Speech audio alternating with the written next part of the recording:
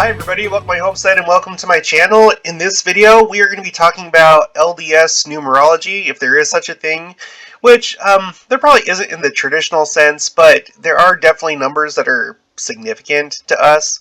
And in Judaism, definitely there is numerology. It kind of gets, it gets kind of deep, and it can sometimes get into what some would refer to as the occult. Occult means hidden.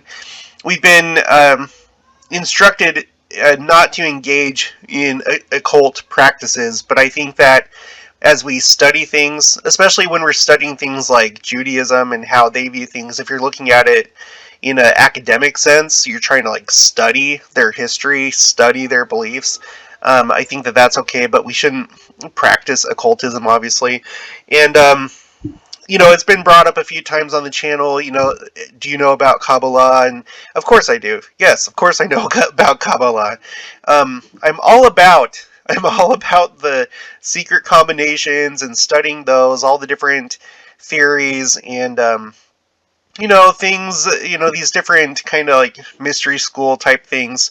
I've had a keen interest in Kabbalah because some people refer to it as Jewish mysticism, and it's actually, from a scholarly sense, it's a more relatively recent phenomenon, meaning that from a scholarly point of view, it showed up around, I think it was like the 13th century. Before that, there was a different kind of school of mysticism in Judaism called Merkava mysticism. Merkava means chariot. It's interesting because the main battle tank of the Israeli army is called Merkava, but it more had to do with like they had the belief that they were able to. It's going to sound weird, but descend. For some reason, they would say descend instead of ascend to the palaces of God, and they were able to talk with angels. They had to know certain passwords and phrases and names, which I find rather interesting. And obviously, many of you would know why. I'm not saying that Merkava mysticism had any truth in it necessarily, but that's interesting to note from a LDS point of view. But anyway, later on, that only seemed, from a scholarly point of view, that only lasted for about 800 years, and then after that, the main thing became Kabbalah, and it's more complicated than that. Like, I'm simplifying it, obviously, but it has a lot to do with numbers. It has to do with language and with numbers, because they talk about how, like when you read Genesis, it talks about how basically existence came into being, or the world or the universe came into being because of the Lord speaking. And so the idea kind of goes that if speaking can create things, and they believe that the divine language is Hebrew, of course, because it's the Hebrew God, that there must be inherent value and power behind the Hebrew language and down to the alphabet, as well as mathematics, because numbers are a big thing in the scriptures. And so the idea goes that if you understand the deeper meanings of letters and words and numbers, that you yourself can participate in divinity, essentially. Now, I'm not trying to teach occultism or Jewish mysticism, but that's going to kind of maybe come into play a little bit, just a little bit, as we talk about what we're going to talk about. Now, the number 17, if you've been watching the channel, it's been coming up a lot for some reason, so much so that I feel like there could be some kind of significance to it. It's been showing up a lot within recent years. I'm going to start this out with, excuse me, a comment from Teresa Washington. She says, in regards to you mentioning President Nelson saying time is running out, and if you don't know, that's referring to his talk in 2019 in a talk called Come Follow Me, where he He warns people that have distanced themselves from the church, or those that are in the church that don't have like a real testimony, to do so now because time is running out, in a very explicit way. She continues, I noticed that in his closing remarks, he reminded us that now is the time for us to learn, now is the time for us to repent, and now is the time for us to bless others and lift others. Perhaps the call for missionaries will be utilized for the great influx of members during the start of the millennium. Yeah, it could be. Again, I'm not rigid when it comes to my ideas, so I think some people got the wrong impression. Not you, Teresa Washington, but like some of the other commenters got the impression that I was saying that um, this was absolutely going to be the last general conference of all time. And so why would President Nelson announce temples if this was going to be the last general conference? It's not what I was saying. I was saying that possibly I was just observing and exploring an idea that what if this was the last general conference before the millennium, meaning that we would continue to have conferences. Obviously, I'm sure that the general conference pattern may continue into the millennium or some variation of it. So that's all. That's all I was saying. So just everyone calm down. Okay, she continues. Uh, I also noticed him looking up again. Yeah, he was doing looking up. He was. Almost every time the camera was on him, he was looking up. He did it in his 17-minute talk at the 3-minute point, and right when he was mentioning Jesus. I thought that was interesting per past discussions on this. Yes. And then I'm gonna cut it short there because this kind of gets into the topic that we're going to talk about. 17. Now, that's kind of amazing. You may not think so, but the reason why I think that that's interesting is because if you'll remember in 2020, excuse me, in 2020 November, he did a YouTube social media challenge to everybody to give thanks. Give thanks for 7 days. Put it on social media with the hashtag give thanks. And people noted that this was during our 11th month of November, and it was a 11-minute talk, which I think a lot of people do view 11 as a special number. I'm not going to get into that in this video, but it was just an interesting thing. Of course, the 7 days, you could just be like, oh, well, it's a week, so of course 7. But I think it's more than that. 7 clearly 7 is a divine, important, special number, right? So when we think about what he did back in November 2020, start on the 20th. 20 is another number. It's interesting that this time he did give. Let me see if I can find it here. Okay, right in the middle here. Yeah, he gave a 17-minute talk. A 17-minute talk. That is fascinating. It's fascinating to me. For some people, probably not, but for people like me and Teresa Washington, it is. So, I got a Facebook message from Kimberly McCullough, and she shared this website right here. This is called graceintorah.net. So, I haven't looked into this. I don't know if this is like a Messianic Jewish website or exactly what it is. I'm not too concerned at this point who it is or where it comes from, because the information kind of speaks for itself regardless of the authorship. But she shared this, and I want to go. So basically, what I want to do, I want to go into this. I want to see what BYU people have to say about different numbers. And we're going to be talking about, again, we're going to be looking at Jewish months. We're going to be looking at the story of Noah and how the number 17 plays into the story of Noah in the Bible. We'll talk a little bit about Gematria.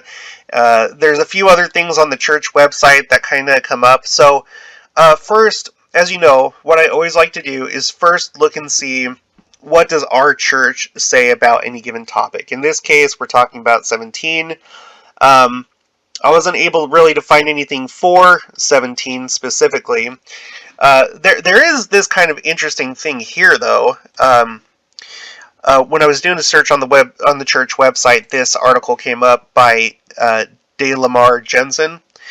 It's called 17 Centuries of Christianity, which I thought was kind of interesting because, 17 centuries of Christianity, you could also call that time period the Great Apostasy, right? So that's kind of significant.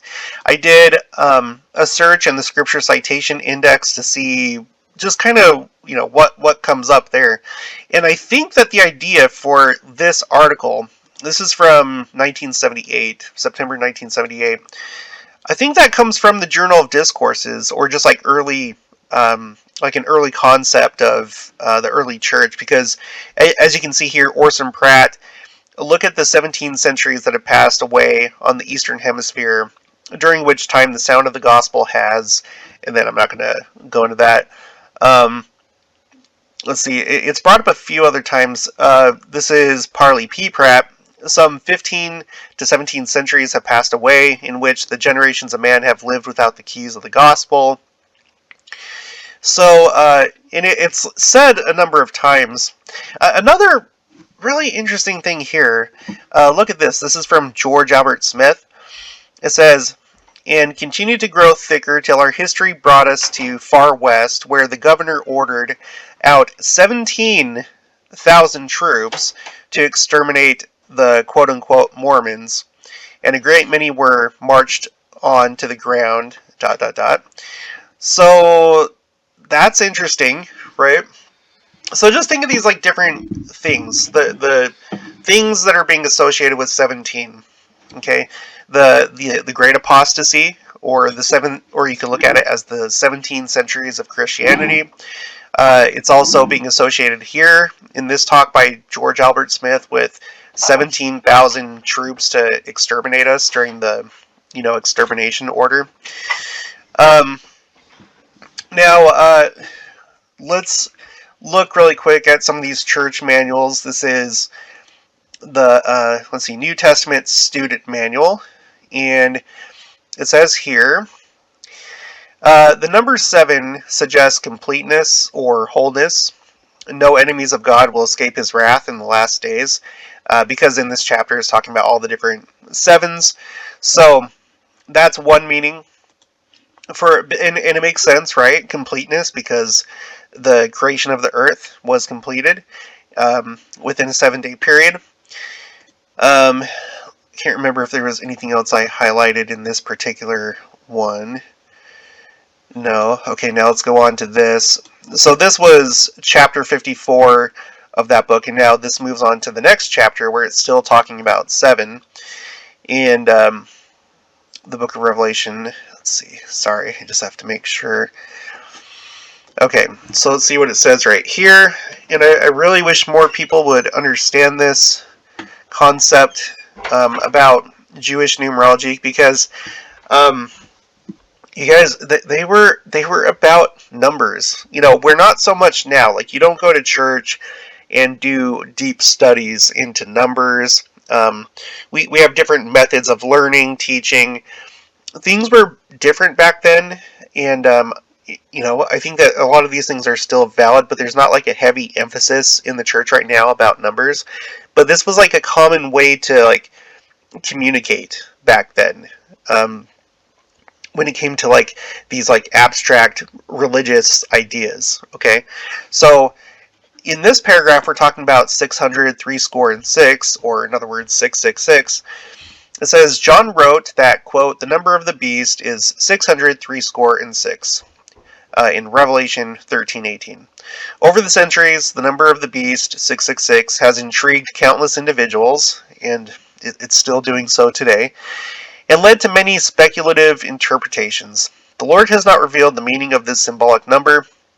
Some commentators have noted that since 6 is 1 less than 7, a number representing divine perfection and completeness, 666 may emphasize the imperfect and counterfeit character of Satan and his followers. And I, you know what? That's how I view this. Some people are viewing it as there's going to be a microchip that's put in your forehead or in your hand, which I don't I don't think so. I reject that along with the notion of a singular one person antichrist. I think there are many antichrists in the last days. And when we're talking about like heads and hands, symbolically, in the way that John probably would have been thinking of this is, your forehead, your head, that represents your thoughts. So, are your thoughts pure? Do you have the seal of righteousness in your forehead? Do you have clean thoughts? Are you pure? Are you a follower of Christ? So thoughts, and then hand is actions. You do things with your hands, right? So are you someone in the last days that has pure thoughts and you're doing pure deeds, good deeds? Or are you someone that's more a worldly person and you have the world in your head and you're doing worldly deeds? And so the fact that you have not six like multiplied, I guess you could say six multiplied, um, but so this is it's like a repetition. When you have a repetition of numbers, or if numbers are cubed, or sorry, squared or cubed, or if they're times by another number like 1,000 or 10, then it's giving emphasis to that, the symbolism of that number. And I think that this is a correct interpretation. Six. So I've seen on other Christian channels, they view six as the number of a man, right? Because it's less than perfect. It's not complete. So anyway, that's how I view 666. I think that's the correct way. Right here, the repeated use of the number 7 in the book of Revelation may suggest that the plagues represent the completion of God's judgment against the wicked in the last days. Quote, "For in the 7 last plagues is filled up the wrath of God."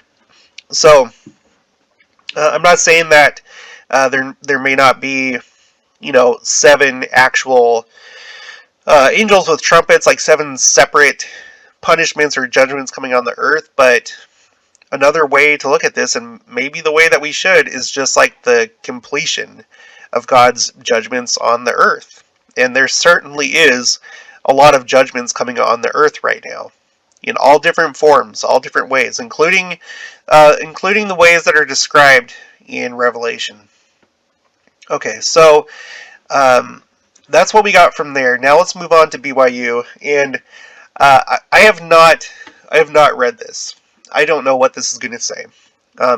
If I were to read every single thing before I do a video, it would significantly slow down me putting out videos. The most of the time I can, but when it comes to things like this, it's just easier just to read it for the first time. This is called A Study in 7, Hebrew Numerology in the Book of Mormon. This would be interesting for anyone that wants to dive deeper into this. What we're going to be focusing on is this right here. I'm going to read this section, significance of the number 7, but it goes on to talk about 7 rebellions in the wilderness, 7 churches and 7 groups of converted Lamanites, the Nephite monetary system, so on and so forth. So this seems like a pretty fascinating article, but we are just going to read this. Okay, let's see what it says. The significance of 7. Many numbers are imbued with significance in cultures of the ancient world, including the Hebrew culture. Quote, "The symbolic significance of numbers, gematria, is important in much Jewish writing." End quote. Now, if you don't know what gematria is, this is gematria right here. There are different websites where you can use these calculators. And the basic idea is, okay, so for English, if you assigned a number with each letter of the alphabet, then you could do things like you could add up the values of like names or words. So you see right here, so 1 is assigned to A, 2 is assigned to B, 3 to C, and then all the way to Z, which is assigned 26. So if I wanted to see the the value, the gematria value of my name, Jared. So in just like the plainest form in English, the value is 38. Okay, 38. Full reduction. I don't remember what that means. Well, here's an example of it. Okay, full reduction is where you go 1, 2, 3, 4, 5, 6, 7, 8, 9, and then I is 9, and then J starts it over again, so J also has a value of 1. So you go, starting with J, 1, 2, 3, 4, 5, 6, 7, 8, 9, to R, and then starting with S, you go 1, 2, 3, 4, 5, 6, 7, 8, and then 8 is Z. So this is full reduction. So if you're using this cipher right here, just the regular one, it would be 38. In full reduction, it would be 20. Reverse ordinal, where you, just like what it sounds, then it would be 97. And then reversal full reduction, which is just a reverse of full reduction, then it would be 34. And then you can come here on this website and you can do there's different things. There's different things that you can do. A bunch of different ciphers. You have Jewish, Jewish reduction, which I don't know how that works, but it does. It has A B C D E F G H I J K L M N O P Q R S T U X Y Z J V and W. Now I don't know why that is.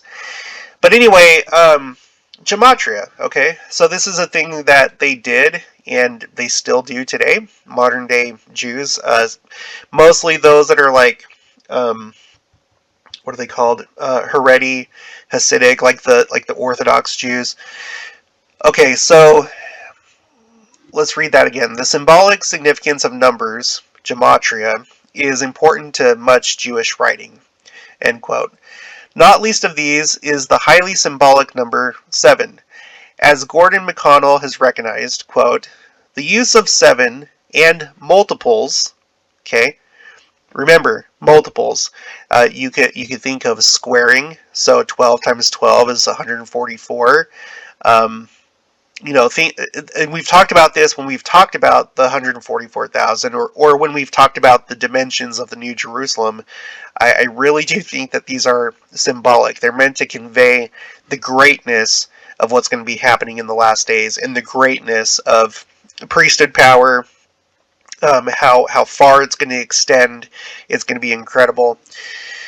Okay, so the use of 7 and multiples in religious texts is a feature not only of the Old Testament, but also of the ancient world.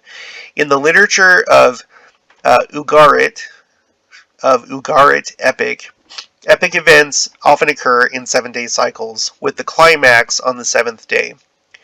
The literary and theological character of the account means that no firm answer can be given to the question as to what actually happened. Yet, it is by no means impossible that an actual event, remarkable in some way, might have come to be memorialized in this particular way, end quote. According to Udo Becker, quote, 7 is a particularly important number in Judaism. In the Bible, 7 often appears in positive as well as negative portents, yet also as an expression of totality, end quote. And Dieter Collin observes that the ancient, quote, Jews and the first authors of the Bible felt that the number 7 symbolized a sense of perfection and completeness in the Holy Scriptures, end quote. Okay, so perfection, completeness. Though the origins of this view are shrouded in the past, it is believed that one prime reason the number 7 gained this particular symbolism of, quote, perfection and completeness is that it combines the number 3 and the number 4. The number 3 symbolized heaven, or masculine, and the number 4 represented the earth, or feminine. It is commonly explained, quote, 7 symbolizes wholeness in many cultures, being the union of the divinity, 3, and the material earth, 4. See, that's what we were talking about, this same kind of concept when we're talking about circles and squares in the symbols on the Salt Lake Temple. You have the circle, you have the squaring of the circle, right? The square representing Earth, and then the circle representing heaven or divinity. Okay, 7 was regarded as, quote, a holy number yielded by adding the basic number of the masculine, 3, and the basic number of the feminine, 4. Because the number 7, the septenary, combines the ternary and quaternary, heaven or divinity, and earth or humanity, it unifies the macrocosm and the microcosm and signifies cosmic order. Okay. And so, if that's true, like if this is kind of like the actual basis of these numbers, then that might be why the Lord chose to create the earth in 7 days. Like it may come down to these very seemingly fundamental and metaphysical concepts. It appears that the association of the number 4 with the earth in early Judaism came about because, quote, it was thought that the world rested on 4 pillars, 4 columns, 4 sacred trees supporting the temple of the manifest world. It goes without saying that the 4 so-called bases of the world can also be compared to the 4 cardinal points. And it's interesting, you guys, because I feel like this was mentioned a lot in conference, the cardinal points. I don't know if you noticed that or not. But anyway, end quote. These connections of the number 4 with the earth together with, quote, the 4 seasons, end quote, became, quote, a manifestation of Mother Earth. Instances of the emblematic usage of the number 7 abound in the Old Testament. And so firmly engrafted was the practice in ancient Hebrew culture that it survived into the New Testament. Many of these instances are well known. To name just a few, God rested and sanctified the 7th day after the creation in Genesis 2:3. The sabbatical year is every 7th year, and that's the Shemitah. That's what he's talking about. That's in Leviticus 25:4. Jacob served Laban 7 years for Leah, his first wife, whom he thought was Rachel, and then another 7 years for Rachel in Genesis 29:18 and 30. Joseph prophesied 7 years of plenty, followed by 7 years of famine in Genesis 41:26 through 30. God commanded Moses to displace the 7 nations of the land of Canaan in Deuteronomy 7, verse 1. The Israelites took Jericho by circling the walls 7 times on the 7th day, the ark being led by 7 priests bearing 7 ram's horns. And if you haven't caught it, I've done a couple of videos about that, how I feel like that was a foreshadowing of the last days, because for example, if Jericho represents the earth, each day that they went around, you could equate that to a 1,000-year period. So if you're looking at the earth, it's divided up into 7,000-year periods, right? 7 millennia. And so the first time around, Jericho would represent like the first 1,000 years, and then so on. And then on the 7th, at the beginning of the day, that's when they blow all the 7 trumpets or the ram's horns or shofars, and then the walls fall down, and then Israel takes Jericho. So in other words, it's very similar to what's going to happen with the world. The world is going to fall, right? The great and spacious building, the King Nebuchadnezzar's dream, the statue. Christ is going to become king. Israel will inherit the earth, and the kingdom will be the Lord's, right? So I think that's significant. So anyway, Elisha commanded Naaman to wash or dip himself 7 times in the Jordan River to be cured of his leprosy. And you know what? That's actually been brought up not only this conference, but also last conference. I remember last conference, Elder Razband brought that up. And in his talk, there was a bunch of sevens. Remember, it was the 7 things of his soul. Okay, that's in 2 Kings 5, verses 10 through 14. In the New Testament, 7 baskets of surplus food were taken up after Jesus' miraculous multiplication of the loaves, Matthew 15:32 through 37. And the book of Revelation abounds with sevens, including 7 churches, Revelation 1:4, 7 golden candlesticks. I'm not going to do the references. 7 golden candlesticks, 7 stars, 7 lamps of fire, 7 seals, 7 angels with 7 trumpets, 7 thunders, 7 last plagues, and 7 vials. The significance of the number 7, or any other number, can be stressed by doubling or multiplying. Okay, so if we see numbers like, if we see numbers like 144,000 or things like that, maybe we should take another look at that.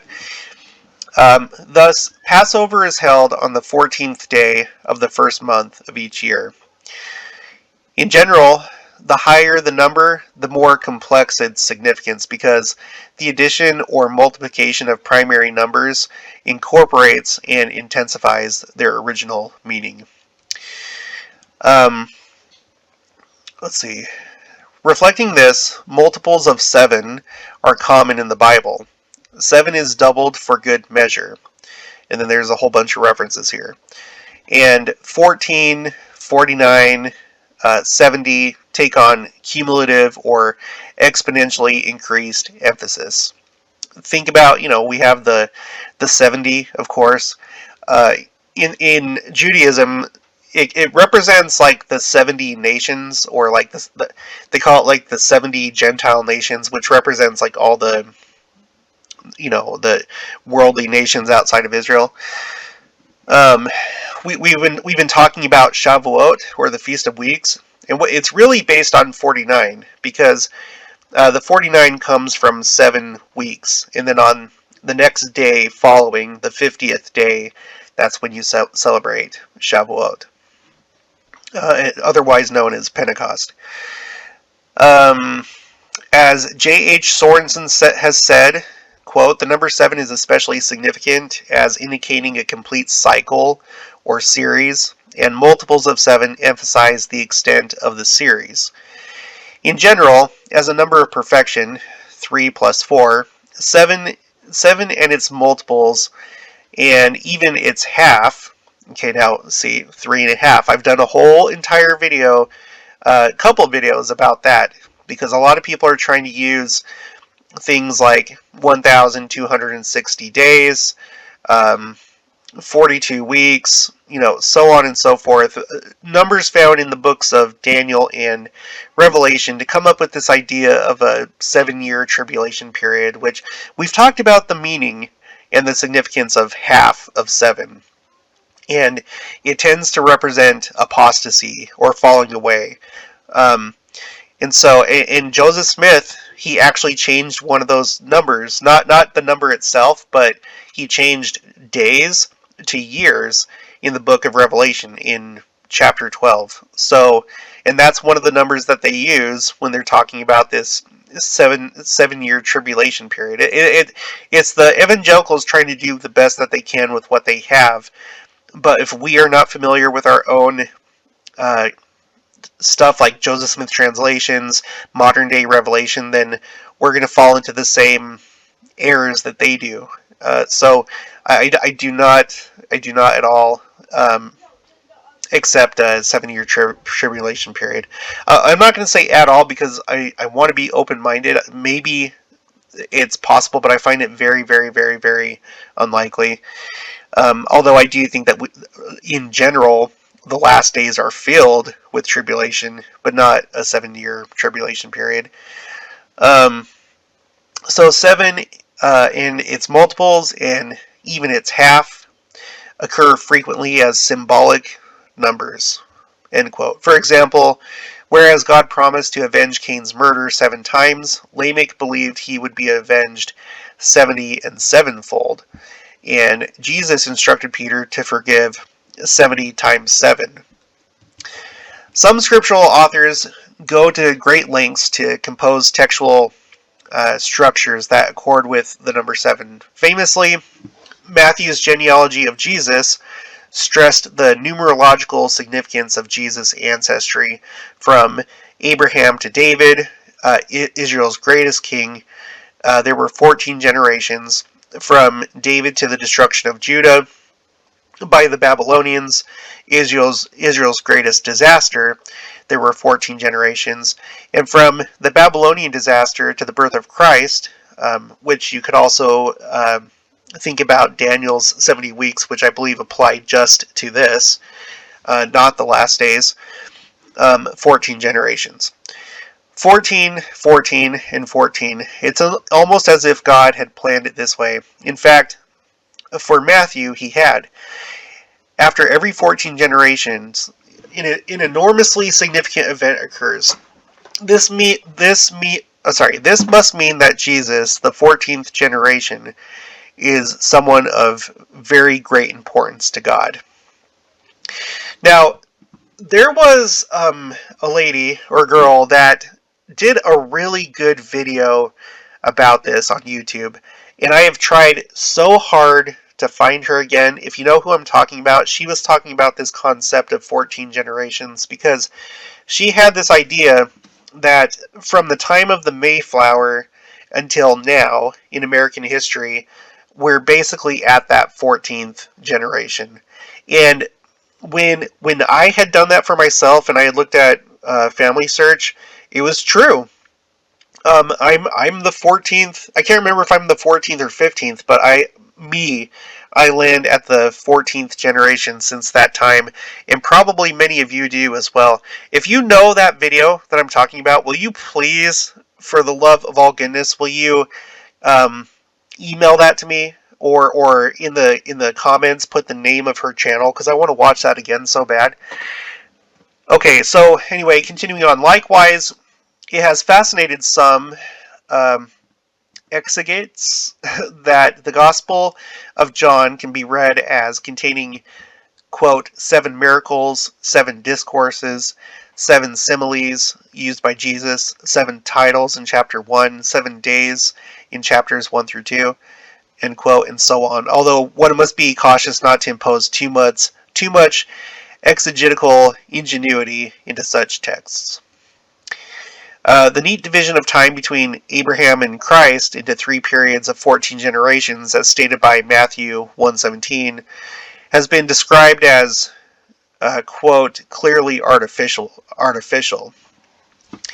But this artificiality may signal all the more its intentionality. Okay, so in other words, there's some people that think, well, they just made it like that. That's not really what happened. They were just doing that. But even so, if that's the case, he continues, but this artificiality may signal all the more its intentionality. For in Matthew's third set of 14, there are actually only 13 names listed. It is Matthew who insists that there are 14. And additionally, Matthew's genealogy does not match the Old Testament. Indeed, quote, it turns out that Matthew left out some names in the 14 generations from David to the Babylonian disaster. In 1:8, he indicates that Joram is the father of Uzziah. But we know from 1 Chronicles 3:10 through 12 that Joram was not Uzziah's father, but his great-great-grandfather. In other words, Matthew has dropped 3 generations from the genealogy. Why? The answer should be obvious. If he included all the generations, he would not be able to claim that something significant happened at the 14th generation. But why does he stress the number 14 in particular? Why not 17 or 11? Scholars have given several explanations over the years. Some have pointed out that in the Bible, 7 is the perfect number. If so, then what is 14? It's twice 7. This could be a doubly perfect genealogy. End quote. Additionally, some ancients structure their 7-base narratives in such a way as to break it down into its component parts of 4 and 3. This may have been a literary flourish, reminding the reader that 7 is composed of a 4 representing the earth and a 3 representing the heavens, thereby emphasizing the fullness and completeness of their total. Examples of this abound in the book of Revelation.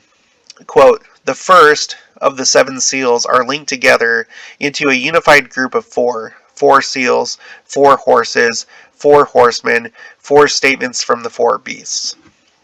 And remember, the 4 horses, they're associated with the first 4,000 years of the earth. Some people want to say that this is like things that are going to happen, but according to our theology and based on Doctrine and Covenants 77 that defines what the seals are, it does. The 4 horsemen, they don't have anything to do with the last days. These are things that happen during the first 4,000 years of the Earth's temporal existence.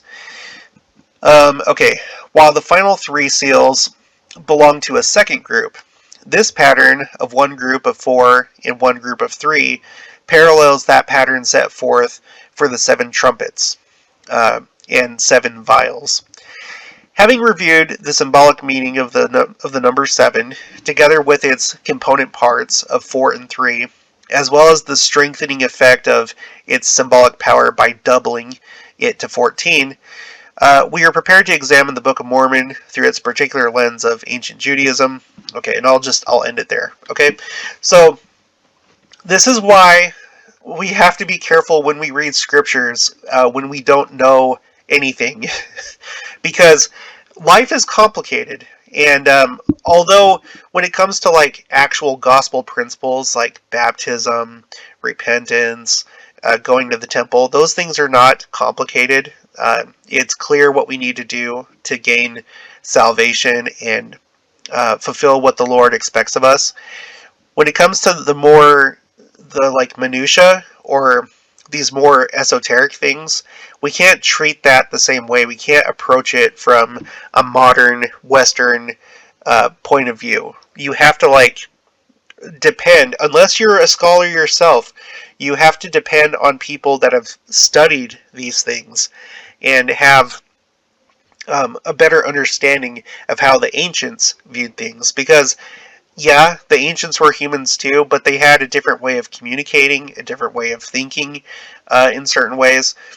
So it would behoove all of us, as we're trying to figure out what Revelation is saying, or Daniel, or things like that, to do the necessary work and see what others, like this person, have come up with through a lot of effort and a lot of study.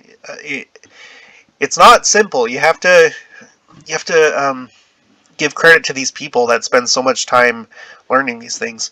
Now, let's move on to 10, because in this article here, excuse me, in this article it talks about the fact that, sorry, hold on, gosh, dang it. In this article it talks about the fact that 17, that's the number that we're examining in this video, is made up of 7 plus 10, okay?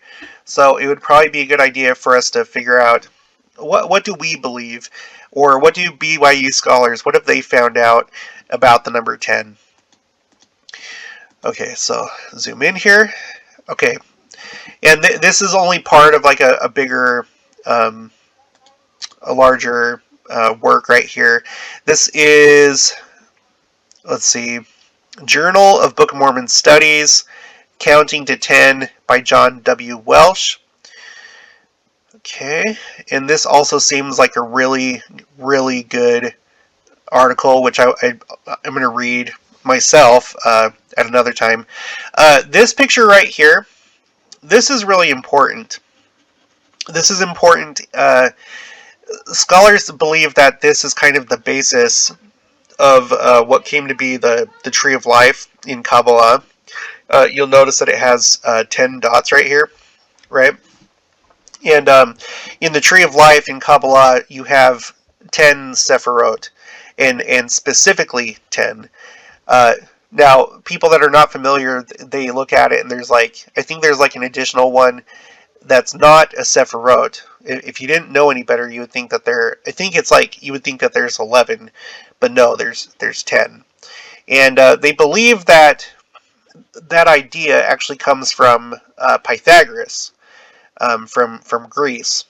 Um, so it's complicated. This isn't a video about Kabbalah, but I just wanted to point that out. Okay, let's go back to where he's talking about 10. I might have to do a Control F to find it again. Look at this. He has a sacred cosmology, and here's like a picture of the tabernacle. I think it was called Perfect. Okay, the perfect number 10. Okay, here it is. Sorry. I haven't read this either. We'll just read it until it doesn't really apply to what we're talking about anymore. 10 was a symbolic number in the ancient world, perhaps for obvious reasons, since humans normally have, like how it says normally. Sorry. Normally have. Okay, humans normally have 10 fingers and 10 toes. The significance of the number 10 in Scripture runs deeper than mere happenstance. Both in the Bible and in the Book of Mormon, counting to 10 seems to serve as an important symbol for arriving at completion or perfection before God. So this is interesting because those two words have also been used to describe 7, right? So already it's kind of getting interesting that if you add 10 and 7 together, that you have these two numbers that kind of represent the same thing. And again, think about President Nelson being the 17th prophet. If the Lord so chose to have this be significant, that he's the 17th, well, look at this. Arriving at completion. Completion of what? Completion of this last dispensation. Possibly. I'm not saying that this is absolutely true, but that's kind of interesting, don't you think? Regarding the meaning of the number 10 in the biblical world, the widely published British scholar E.W. Bullinger concludes, quote, 10 is one of the perfect numbers and signifies the perfection of divine order, commencing as it does an altogether new series of numbers. The first decade is the representative of the whole numeral system. And so, like the 20s, it starts with 2020, or the 2010s, it starts with 2010 or 2010, and originates the system of calculation called decimals, because the whole system of numeration consists of so many tens, of which the first is a type of the whole. Completeness of order, marking the entire round of anything, is therefore the ever-present signification of the number 10. It implies that nothing is wanting, that the number and order are perfect, that the whole cycle is complete. Okay, end quote. Of course, one must proceed with caution in studies of this type, as the Hastings Encyclopedia of Religion and Ethics points out, quote, it is easy to be led into extravagance in attempting to interpret the significance of numbers. Allegorical arithmetic has called forth fantastic absurdities from both Jewish and Christian writers. End quote. And of course, that's a subjective judgment. Who's to say except for God Himself when numbers are significant and when they're not? Because certainly there are probably times when it's arbitrary. I know that nothing is like coincidence, but it would, like I said, it'd be interesting to see after this life, all the symmetry, all the patterns, all the things that may not even be able to be observed by mortals. There might be things that the Lord does, just like a work of art, or however you want to think of it, with this world, that we may not even be aware of. So There may be numbers that to us are arbitrary, but to him they actually fit into some kind of pattern. I think it's complicated, but yeah, I think sometimes people, they try to assign significance to certain things that maybe don't have the same significance as what they're thinking. Okay, so at the same time, it remains incontrovertible that, quote, the ancients were sensitive to numbers, end quote. And a school of numerological criticism has even arisen to analyze various literary passages, quote, ordered by numerical symmetries or expressing number symbolisms, end quote. Whether judged by certain standards to be fanciful or not, and without engaging the full range of numerological dimensions of ancient literature and thought, the truth is that certain numbers were commonly associated in many cultures with religious meanings, with peculiar sanctity attaching to certain numbers, notably 7, 10, and 70.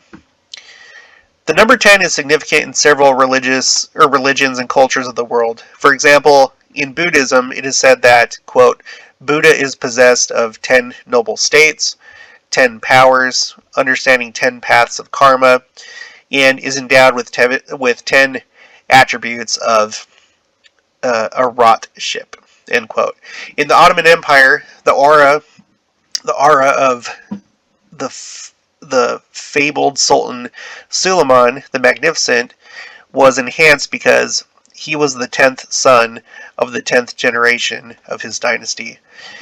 In civilizations not using a base 10 number system, however, the natural inclination toward the number 10 can be overridden.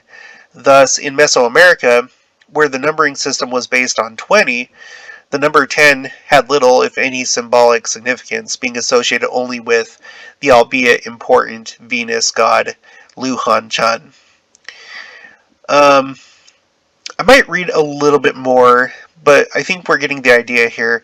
The ancient world of the Eastern Mediterranean, the origins of the tendency to attach significance to the number 10, among other numbers, especially 7, are very ancient. In Sumero-Akkadian mythology, 10 kings ruled in primeval times. Gilgamesh is, quote, laden with axes and swords weighing 10 talents, end quote, and, quote, Utnapishtim tells him how he made his ship 10 nindan high and 10 nindan square, end quote. Aristotle explains at considerable length how Pythagoreans of the 5th and 6th centuries BC considered the number 10 to be the perfect number, for it was said to comprise, quote, the whole nature of numbers, end quote, being the sum of 1 plus 2 plus 3 plus 4. But more than that, they also held that, quote, the bodies which move through the heavens are 10. End quote. And when they could see only 9 visible bodies, they postulated the necessary existence of a 10th unseen body, the, quote, counter Earth, which their metaphysics told them had to be out there somewhere. Let's skip down a little bit. No, let's not. Okay, now this is the value in having read something beforehand, because then you know where to stop. Other members of this school systematized all matter in 10 pairs of opposites. Quote, limited and unlimited, odd and even, one in plurality, right and left, male and female, resting and moving, straight and curved, light and darkness, good and bad, square and oblong.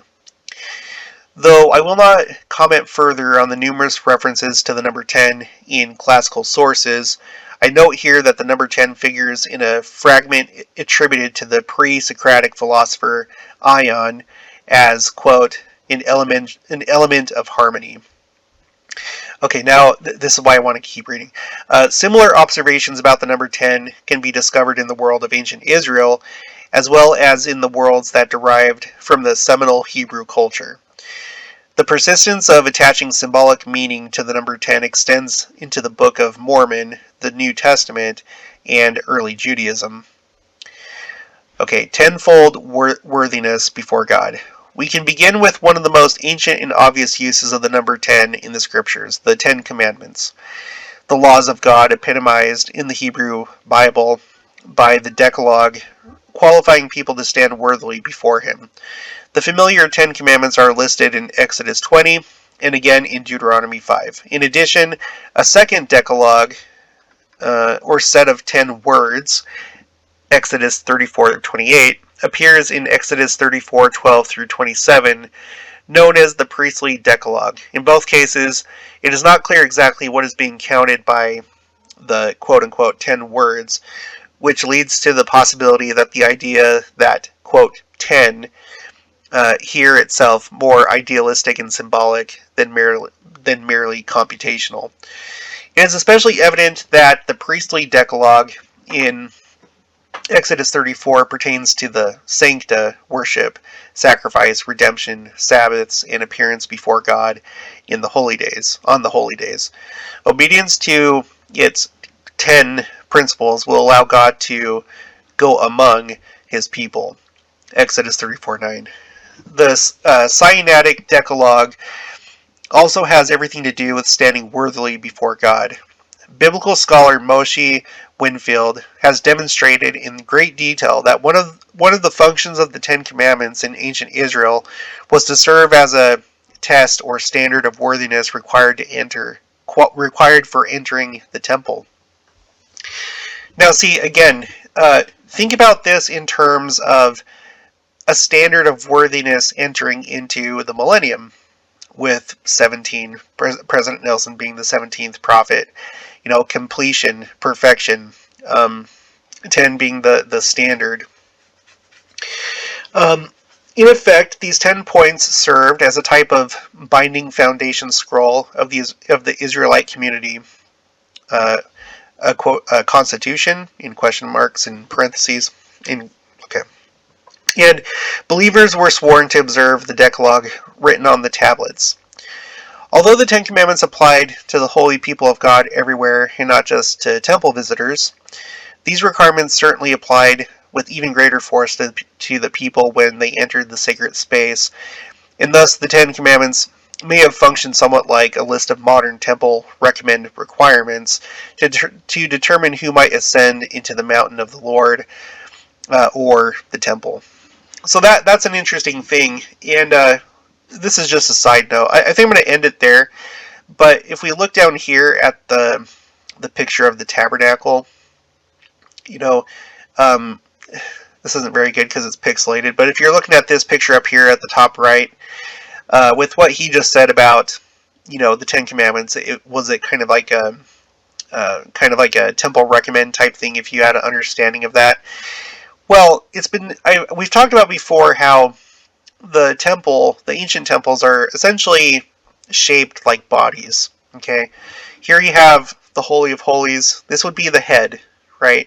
In the Ark of the Covenant, it would correspond pretty nicely with the brain. Inside the Ark, you have the commandments, and you have the memory of the manna that the Lord sustained Israel with while they were traveling, and stuff like that. So the head, right, the command center. This is where this represents the presence of the Lord. Which, if you were to look at the human body, and you were to say, okay, where's the presence of the spirit of that person? You would probably think the head. You would think the brain. So anyway, you go out here, and this seems to me kind of like the torso area. You have the table here where it had the shewbread, which, that's kind of like a stomach, and you have the menorah, which, when you feel the spirit, a lot of times you feel it in your heart. You know, this right here, the incense table, that would be kind of in the throat area, because when you pray, it comes from your throat, right? It comes from your heart, it comes from your throat. You come out here, and then you have the brazen sea, which, later, you in the permanent temple, Solomon's temple, you have the 12 oxen, and it's much larger. And in modern day temples, it's used as a baptismal font. So we know that baptism it's a symbol of being born. Excuse me, being born again. So this, below the stomach and heart and this kind of torso area, you have essentially a birthing area. It corresponds very nicely. And then you have the altar over here. And I've thought about how this could possibly correspond with knees, kneeling and sacrificing and such. And then out here, when you enter the tabernacle, if you think about what he just said about the Ten Commandments kind of acting as like a temple recommend, like you had to understand those before you could like come in here. Well, you think about the feet. You think about there's 2 feet, so it's like 2 tablets, and then you have 10 commandments. So the feet are down here. It works out like perfectly in my mind. So anyway, that's just something to think about. Oh boy. Okay, so now let's come over here. This is graceintorah.net. So it says here, so after having gone to LDS sources, now I feel a little bit more comfortable looking at what other people say. But like I said, the stuff in here is kind of self-explanatory. You don't necessarily have to lean on a Messianic Jewish person's interpretation of this. So 17 is the 7th prime number. So if we're looking at prime numbers here, here's a list of prime numbers. A prime number, just as a reminder, that's a number that can only be divided by the number 1 and itself. No other numbers go into it. So 2, 3, 5, 7, 11, which that might be why 11 is kind of a special number, because it's a prime number. But anyway, you have 1, 2, 3, 4, 5, 6, 7. Yeah, 17 is the 7th prime number. So that's interesting about 17. Okay, so 7 plus 10 equals 17 indicates the meaning of the number 10 will also inform 17. So you see, like we were just talking about, perfection and completion, you have 2 numbers that both have kind of the same meaning, and so when you add them together, it's like it gives it more significance, and you have 17. So 17 does seem to be kind of an important number. Now, while completeness, divine order... Sorry, I should probably zoom in. Zoom out. Okay. While completeness, divine order, and a congregation are related to this number, the scriptures also reveal that even those that are called to walk in these attributes can act presumptuously in their immaturity. Joseph was 17 when he brought the evil report about his brothers to his father Jacob. Okay, so that's interesting. If you plug in President Nelson here, okay, President Nelson was the 17th president of the church when he brought an evil report about the world to the Father, or to Christ. Interesting. 17 is close to adulthood, which would be age 20. I'm guessing that this is I don't know where they're getting this, because they viewed you becoming a man at 12, and I think women at 13. That's why where you have like the bar mitzvah and bat mitzvah. But anyway, but not quite. Thus, immaturity, childishness, I don't think I accept that necessarily. Jacob lived in Egypt for 17 years. At the end of his life, reunited with his son Joseph. In this case, things had come full circle, a restoration, maturity.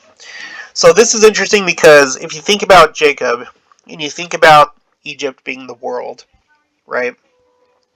You have Jacob that was here in the world, Egypt, for 17 years, and then after that, he goes back. His body literally goes back to Canaan, the promised land. So you could think of that as kind of like this dispensation, how this is the end. Like, time's up. The dispensation's over. We're going back. We're going to the promised land. Okay, the flood of Noah's day. Judgment. Fountains of the great deep and the floodgates of the sky opened on the 17th of the second month. This is a judgment from above and below, a complete cycle. The restoration began in like fashion. On the 17th of the 7th month, the ark rested on Mount Ararat, but the mountaintops couldn't be seen until the 10th month. Now, look at this, okay? I pulled up the scriptures. So, here in Genesis 7, interesting that it's chapter 7, by the way, Noah's family and various beasts and fowl enter the ark. Okay, chapter 7, it's complete. Like, that period is complete. We're about to have a new beginning for the earth. The flood comes and water covers the whole earth. All other life that breathes is destroyed. Now, we know that this is a foreshadowing and a corresponding event to the second coming. This is when the earth was baptized with water, and the second coming is when it's going to receive the Holy Ghost and be cleansed by fire. It's the baptism of fire. So I think it's important to understand the details of the story of Noah. And one of those interesting details is this right here. In the 600th year of Noah's life, in the second month, the 17th day of the month, the same day were the fountains of the great deep broken up and windows of heaven were opened. So, on the 17th, that's the day when the flood started. Isn't that interesting? It was on the second month. So if we go over here to kabad.org, the second month is Ayar. Okay, Ayar. The first month is Nisan. The second month is Ayar. If we go over here and we look at this year, so we know that Nisan started on the day of conference, right? And then come down here, Ayar starts on the 2nd of May. And so the 17th of Ayar is this year. It's going to be right here. The 18th of May is the 17th of Ayar. I don't mean to say that anything's going to happen on that day, but if the Lord chose for the earth to be cleansed on the same day, then here you go. If he chose to do that, and I'm not saying that he is going to choose to do that, but this is an interesting day. Okay, so let's go back here. I don't think there was anything else in this chapter. Now, if we go to chapter 8, the next chapter, the chapter heading says, the flood ceases. Noah sends forth a dove, which returns with an olive leaf. He releases all living things from the ark. He offers sacrifices. Seed time, harvest, and seasons are ensured. Okay, so the ark rested. So now, after the flood, the ark rested on the 7th month, on the 17th day of the month, upon the mountains of Ararat. So the flood started and essentially ended on the 17th of these respective months. Now, the 7th month, that is Tishri, right here. And this is, even though this is the first month, the actual date changes on the 1st of Tishri, which is Rosh Hashanah, which is also the Feast of Trumpets. It's different. It's kind of weird how they do their calendar, but this is when the actual new year is, even though it's the 7th month. So if we go to this year, okay, Tishri is always usually either starts in either September or October. This month it's going to start on the 26th of September. So this is the day, or no, not this day, the 17th of Tishri is the day that corresponds with when the ark settled on Mount Ararat. And so that's going to be on October 12th. and that happens to fall during the Feast of Tabernacles, which is Sukkot 3, on the day of Sukkot 3. The Feast of Tabernacles is also known as Sukkot. Okay, so that happened, and then, I think I missed this. It came to pass at the end of 40 days, that Noah opened the window of the ark, sent forth a raven, dove. He stayed yet another 7 days after that. And then in the first month, the first day of the month, the waters were dried up from the ark, or from the earth. So that would be the 1st of Nisan. And then in the second month, on the 7th and 20th day of the month, was the earth dried. So this month, or this year, again, the second month is, where is it? Let me go back here. So we got Nisan and then Iyar. So it's Iyar, and then on the 27th day of Iyar, which would be the 28th of May this year. So, interesting things. Okay, now let's go back here. King Rehoboam reigned for 17 years in Jerusalem as the first king over the southern kingdom of Judah. His immature, selfish actions resulted in rebellion and the split of the united Israel. So, again, that's interesting. You know, it was basically the end of the united kingdom of Israel, splitting into two.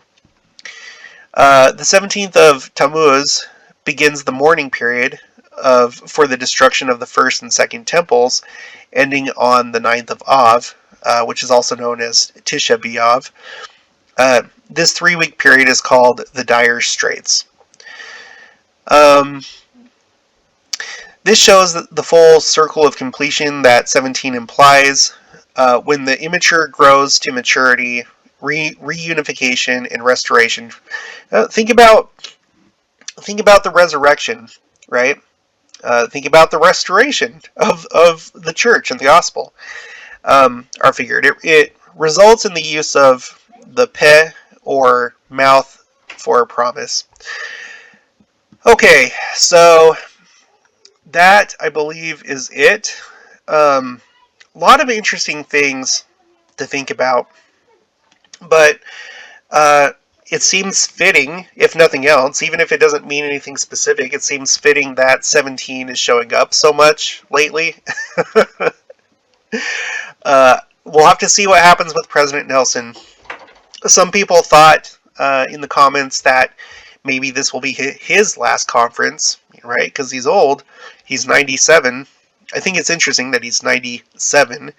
But we'll just have to see if he makes it to September. I can't remember exactly what day is his birthday. But anyway, if he makes it to his next birthday, he will be 98 years old. He will become the oldest apostle or prophet of all time during this dispensation. Of course, that doesn't compare to the patriarchs that lived for hundreds of years. lived for hundreds of years. But interesting stuff. I think it's interesting. Clearly, numbers are important, even if we don't put a whole lot of stress on them as Latter-day Saints. They were important during Old Testament and New Testament times, and I do think that they still retain their importance, even if we don't put as much emphasis on it now. Oh boy, this was longer than I thought it was going to be. If you haven't already, please make sure to subscribe, like this video if you liked it, leave any thoughts that you had in the comments below, or any additional information. Make sure to share this with anyone that likes this kind of stuff, that likes to think about numbers, symbolism, Judaism, and I'll talk to you guys later.